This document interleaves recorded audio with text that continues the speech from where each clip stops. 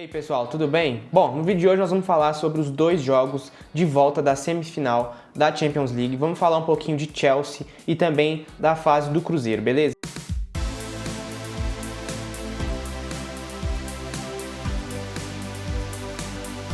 Bom pessoal, para começar então, nosso videozinho semanal aqui falando de alguns jogos que ocorreram, né, durante a semana. Semana passada eu falei de Champions, falei de Cruzeiro e falei de Chelsea. Hoje eu vou falar de novo sobre isso, tá?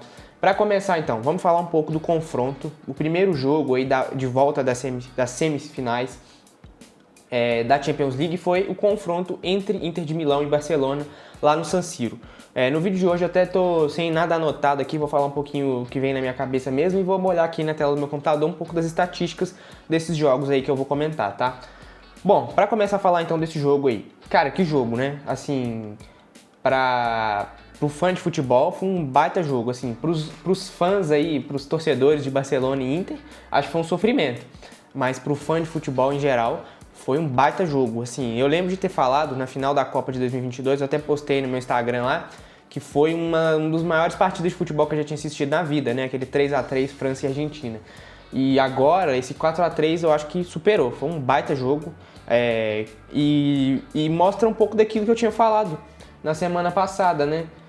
Um jogo de superação e onde acho que o time que estava mais, sabe, sim, preparado para se doar ao máximo, para se entregar, para suar mesmo, não tanto pela questão técnica, mas muito mais até pela questão do esforço de ganhar os duelos o tempo inteiro, é esse time da Inter, cara. Que time do Simone Inzaghi, viu? Sinceramente. Eu acho que o Barcelona até tinha um time superior, para falar a verdade, tecnicamente falando, né, um time melhor, mas sinceramente, assim, eu acho que esse time da Internacional é um time muito esforçado, cara, muito esforçado. É perceptível, né, a questão que o fato de que os jogadores eles estão ali já, sabe, eles estão fechados com o treinador, eles estão fechados, não que o time do Barcelona não tivesse fechado com o Hansi Flick, mas esse time da Inter, sinceramente, se superou muito. Eu acho que lá atrás, no início da competição, ninguém falaria que seria um finalista da Champions, né? Mesmo que eles chegaram recentemente na final de Champions, acabaram perdendo para o Manchester City em 2023 e agora estão de volta. Eu acho que com muito mérito, tá? Mas do lado do Barcelona, eu acho que não foi um jogo ruim do Barcelona, sabe? Eu acho que o Barcelona é um time muito bom, muito bem treinado, tem um treinador excepcional, que é para ficar anos lá no Barcelona, né? Que é o Hansi Flick, o alemão. Baita treinador, bom time, bons jogadores, né? A gente não precisa nem ficar repetindo aqui muito sobre o Lamine Yamal, que sinceramente é um baita jogador também. Sobre o Rafinha, que tá fazendo uma baita temporada, né? Então, eu acho que não precisa de ficar falando muito sobre isso, porque já é chovendo molhado já. A gente já sabe que são bons jogadores. Tem o Pedro, que é um baita jogador, tem o Frankie de Jong, mas eu acho que tem alguns defeitos nessa formação de elenco aí que a gente vai comentar aqui, né? Eu acho que é um time que aposta muito na base, La Masia, o que é importante, né? É muito importante um time apostar na sua base, mas também para quem quer competir no alto nível do continente europeu, você tem que investir. Então, eu acho que para a próxima temporada, esse time do Barcelona vai ter que contratar, principalmente para a zaga, né? Eu acho que a zaga é um ponto fraco aí desse time, não é à toa que eles tomaram 7 gols em 2 jogos. Mas, cara, eu acho que foi um baita jogo. E do lado da Inter, assim, sem o que falar, né? Assim, eu acho que todo mundo jogou muito bem, cara. Todo mundo. Primeiro que o goleiro, o Sommer, ele foi responsável direto, né? Baita goleiro, grandes defesas. E eu acho que também destaque aí importantíssimo pro Dumfries, que foi muito importante no primeiro jogo e no segundo jogo também. Eu acho que o Çalhanoğlu foi muito bem também, o Barella é um baita jogador. Os zagueiros também foram muito bem, o Acerbi que fez o gol, né? Ali o último gol. Então, baita time muito bem treinado. Gosto muito também do Mkhitaryan, desde a época de Borussia Dortmund lá. Baita jogador. Lautaro Martinez, para mim, um dos maiores jogadores, um dos melhores jogadores do mundo, se não o melhor atacante da atualidade. Para mim, a mídia fala muito pouco desse jogador. Acho que é um baita jogador. Eu lembro de ter assistido o jogo que ele dominou o Cruzeiro jogando pelo Racing lá em Avejaneda. E é um baita jogador, eu acho que esse time vem muito forte, cara. Eu acho que o PSG, né, a gente vai falar um pouquinho também sobre o PSG, é um time superior ao time da Inter, mas eu acho que se esse time da Inter conseguir se entregar fisicamente, vencer os duelos, da forma que eles estão fazendo, cara, vai ser muito difícil. O PSG vai ter muita dificuldade. Apesar de eu achar que o PSG também é um time muito bom, a gente vai falar sobre isso, mas fisicamente, aquela questão mesmo de vontade, eu acho que o time da Inter, de todos os times dessa Champions, é o que mais demonstra isso, de ter vontade mesmo de vencer. Então é um time que vem forte aí para essa final.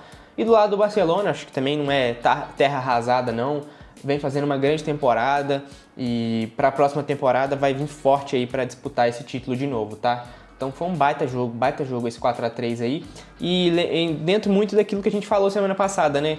Quão importante é no futebol essa questão de vencer os duelos, de se entregar o tempo inteiro, de marcar pressão. É muito importante, cara. E até eu acho que o Barcelona dominou muito o jogo no segundo tempo. A gente vai falar um pouquinho das estatísticas aqui. Dominou bem o jogo no segundo tempo, mas mesmo assim a Inter conseguiu se segurar, conseguiu lançar os contra-ataques. Então foi um excelente jogo. Ó, vamos ver aqui no jogo todo, né, em geral, a gente teve aqui 2.28 expected goals para a Inter e para o Barcelona 2.81. Então tiveram mais gols esperados para o Barcelona, né, que é uma estatística que mostra um certo domínio do Barcelona. Na posse de bola, domínio absoluto do Barcelona, que é muito comum, na verdade. O Barcelona tem essa característica de jogo já há muitos anos, né, de ter posse de bola, de dominar tudo. Então 71% de posse de bola para o Barcelona e 29% para a Internacional. 22 finalizações do Barça e 13 da Inter. Dessas 22 do Barcelona, 10 foram no gol e das 13 da Inter, 7 foram no gol, né? E chances claras, 6 para o Barcelona, 4 para a Internacional. O Barcelona com uma boa porcentagem, né, de acerto de passes, 87%. A Inter já é uma porcentagem mais baixa, 66%. Mas é o que eu disse, assim, propostas de jogo diferente. Eu acho que a Inter, o Inzaghi, ele viu que não tinha como competir com esse time do Barcelona nessa questão de posse de bola. É um treinador italiano, né? A escola italiana, ela tem sua característica diferente da escola espanhola lá, enfim, apesar do Hansi Flick ser alemão, né? Mas a característica de jogo italiana mesmo, fez lá os gols que tinha que fazer, depois também se defendeu da forma que tinha que se defender, muita raça, muita dedicação. E às vezes as pessoas esquecem também que o futebol é isso. Eu acho que o futebol moderno, ele é muito mais suor do que técnica. É importante o jogador ser bom tecnicamente, mas também se ele não se entregar, se ele não defender, se o atacante não voltar para defender, se ele não marcar, não tem espaço mais no futebol moderno. Vamos falar agora então também do outro jogo, o segundo jogo aí das semis da Champions.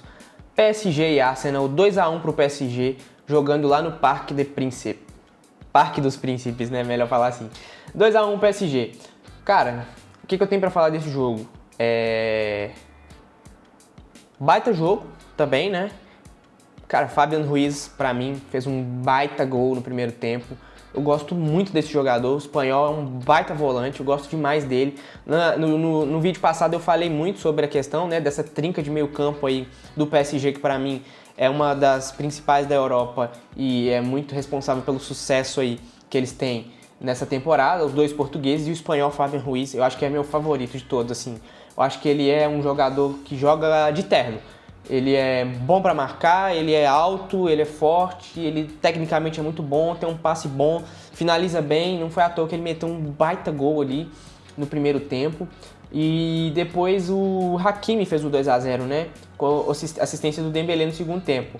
O Saka até tentou uma reação ali, mas não foi o suficiente. Acabou que o PSG ganhou e o placar agregado ficou 3-1 pro PSG, né? Cara, do lado do PSG, eu acho que resultado positivo, óbvio, né? Finalista da Champions, volta a uma final de Champions depois de ter um time super estrelado com Messi, Mbappé e Neymar. Agora volta com um time também estrelado, mas com menos grife, vamos dizer assim, né? Do que esse time do PSG de Messi, Neymar e Mbappé. Mas também, óbvio, é um elenco caro, não é um time que é baratinho, não. Foram contratações caras, foram jogadores com potencial, jogadores bons. Mas eu acho que o PSG ele abordou, né? Ele teve uma abordagem diferente no mercado de transferência. Eles deixaram de lado contratar por nome e passaram a contratar por jogadores que têm alguma coisa para entregar, jogadores jovens E dentro daquilo que eu falei, né, pessoal, tem que correr atrás da bola, futebol é assim, hoje em dia não dá mais pra você ficar com estrelismo, é correr atrás da bolinha, não é atacante, não é só atacar não, tem que ajudar taticamente, tem que ajudar na marcação, é importante demais. E esse time do PSG entrega isso, cara. São jogadores jovens, os 3 atacantes são jovens, então foi um grande jogo também, uma grande semifinal do PSG. E do lado do Arsenal, cara, eu acho que o Arsenal tem que repensar, né, a sua rota. Vinha muito bem, é um time que vinha muito bem nas últimas temporadas, disputando o título de Premier League. Esse ano não chegou a disputar, né, porque o Liverpool foi soberano lá na competição, mas se dedicou à Champions e encontrou um adversário superior. Em todos os aspectos, né, eu acho que um time que foi mais bem treinado pelo Luiz Henrique, tem um elenco muito melhor, com muito mais profundidade. Eu acho que o time do Arsenal falta profundidade de elenco, né? Eu tenho muitas críticas a essa formação de elenco aí do Arsenal. Falta um atacante, um time que aposta em Kai Havertz e Gabriel Jesus para serem os principais atacantes da temporada e acaba não podendo contar com eles. Acontece isso, né? Porque os dois têm limitações físicas, então não estiveram presentes no momento mais importante da temporada. Não tiveram a presença do Calafiori, então não tem pontas bons o suficiente para substituir o Saka e o Martinelli. Então, assim, quando você olha para o seu banco, você vê lá que você tem o Sterling, uma das principais contratações da temporada, que já vinha muito abaixo no Chelsea nos últimos anos. Você vê que a formação do elenco não foi muito boa. Então, eu acho que tem que repensar aí a rota para a próxima temporada. Tem potencial, acho que o Arteta é um ótimo treinador.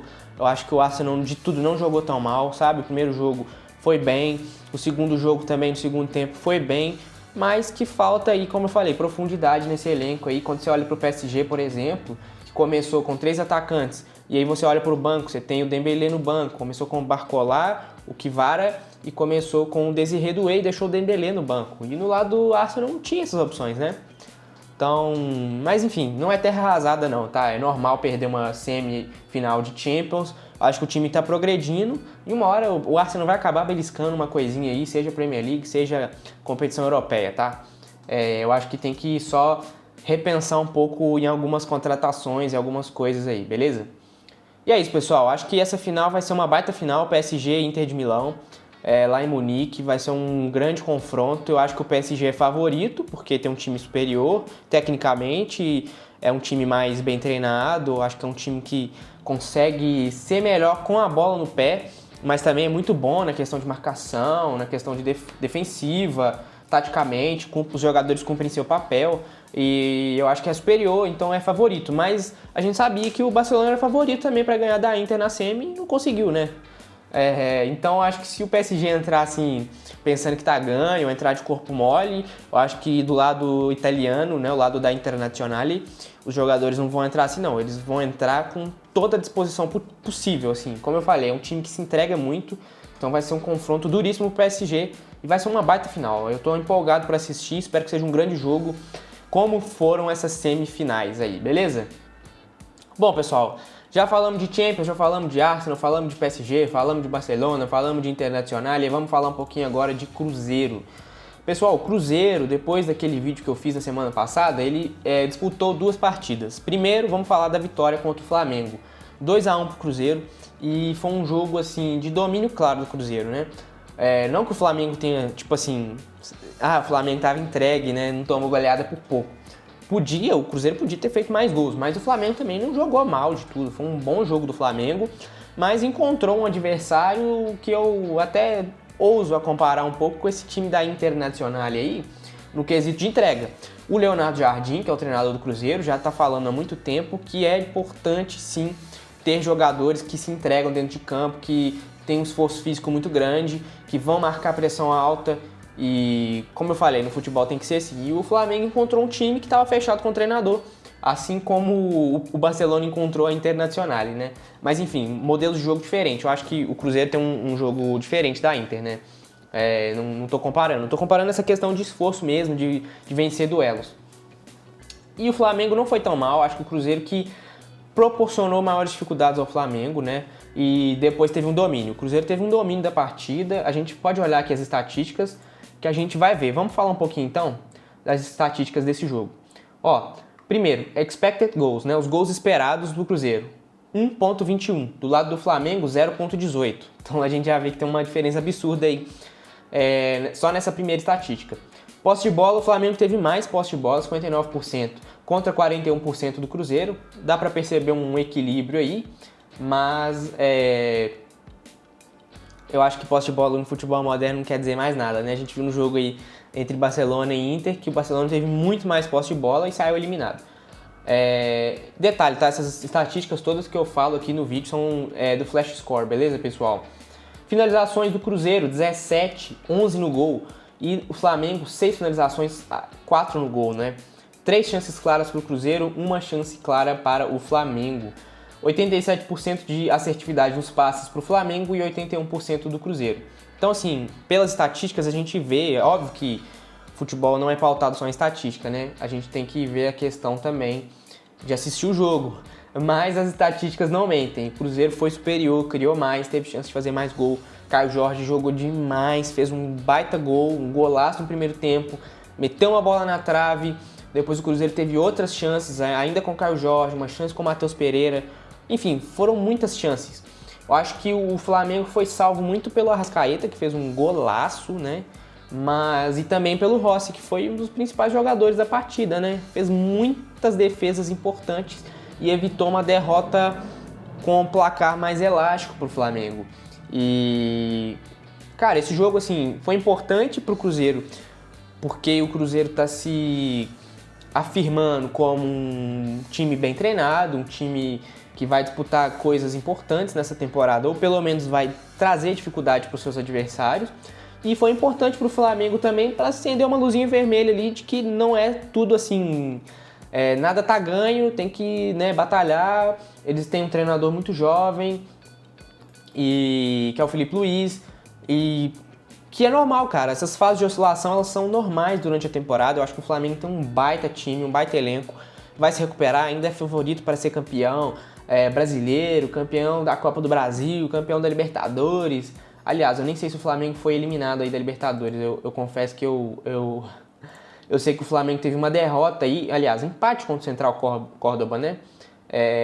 Não foi derrota, mas eu acho que não. O Flamengo ainda é favorito para todas as competições aí que disputa. Mas tem que ter assim, humildade por parte de quem tá lá e por parte da torcida também, e saber que não tá nada ganho e tem que ainda aprimorar durante a temporada, né? E do lado do Cruzeiro, como eu falei, se mostrando um time bem treinado que pode melhorar e pode evoluir, principalmente se tiver ainda alguns ajustes aí nas janelas que vem de contratação por aí, beleza? E depois, pessoal, o Cruzeiro aí teve um empate melancólico com o Chuquiruna aí pela Sul-Americana no dia 7 agora, lá no Equador, 1-1, e sacramentou sua eliminação da Sul-Americana, né? Vergonhosa, assim, essa eliminação do Cruzeiro, mas a gente tem que destacar, né? O Cruzeiro entrou com um time quase que totalmente reserva e já sabia que essa competição estava indo por água abaixo, né? Os 3 primeiros jogos foram muito ruins, o Leonardo Jardim estava chegando, o time jogou com o time titular em alguns jogos, né? O time alternativo foram só nessas 2 últimas partidas, os 2 últimos empates, né? Aliás, empate contra o Muxuquiruna e derrota pro Palestino lá no Chile. Mas assim, eu acho que é uma competição difícil, né? A Sul-Americana é uma competição que não entrega muito para os times, dá uma vaguinha na Libertadores só, mas é uma vaga. Então é melhor você focar no Campeonato Brasileiro, que te dá uma possibilidade maior, né? Dá mais vagas para a competição, para a principal competição do continente sul-americano, do que focar na Sul-Americana. Não estou justificando, acho que foi vergonhoso, o Cruzeiro tinha que se classificar, né? Pela primeira vez na história, o Cruzeiro é eliminado de uma fase de grupos de competição sul-americana, mas, por outro lado, também o time agora vai ter menos jogos e vai ter um calendário mais tranquilo para tentar chegar mais forte aí nas principais competições do ano, que é a Copa do Brasil e o Campeonato Brasileiro, beleza? Falamos de Cruzeiro, falamos de Flamengo, falamos de Campeonato Brasileiro. Agora, para fechar o vídeo, vamos falar de Chelsea, No último vídeo eu tinha falado que o Chelsea estava disputando ainda uma vaga para a próxima Champions e continua nesse cenário. O Chelsea está em quinto, tem 63 pontos, atrás dele tem o Nottingham Forest com 61, que tropeçou na rodada, e o Aston Villa com 60 pontos. E à frente do Chelsea a gente tem o Newcastle e o Manchester City. Newcastle com 63, Manchester City com 64 e o Arsenal com 67 e o Liverpool, que já é campeão. E na rodada passada o Chelsea ganhou do Liverpool lá no Stamford Bridge, em Londres, 2-1 para o Chelsea. Fez um baita jogo o Chelsea também. Óbvio que o Liverpool já era campeão, então não estava disputando nada, mas também tinha que fazer seu papel ali, jogou bem também o Liverpool. Inclusive fez um gol ali com o Van Dijk que até ameaçou um pouco o Chelsea na reta final da partida. Aliás, 3-1 pro Chelsea, tá? Que teve um gol no final do Cole Palmer de pênalti, tava até esquecendo desse gol. O Cole Palmer, que já não marcava alguns jogos, voltou a marcar. Então foi uma partida importante pro Cole Palmer voltar a marcar, que é o principal jogador desse time, pro Chelsea continuar nessa briga, ganhar do Liverpool dentro de casa. Já tinha um tempo que o Chelsea não ganhava do Liverpool aí, e continuar forte aí para essa briga. E outra coisa, o Chelsea também vai ser finalista da Conference League, tá? Que é o terceiro, a competição Tier 3 aí, né? O top, a terceira competição europeia aí, da UEFA. Então foi finalista e vai jogar contra o Real Betis aí do Antony, beleza? Bom, pessoal, no próximo vídeo a gente vai ver mais um pouco do que aconteceu durante a semana. A gente fala mais sobre esse Chelsea também, nessa briga aí para classificar para Champions, sobre o Cruzeiro, sobre Champions, enfim. É isso, espero que vocês tenham gostado. Se você gostou, não deixa de se inscrever, de curtir, de comentar. E eu vejo vocês na semana que vem no próximo vídeo, beleza? Um abraço e até a próxima. Tchau.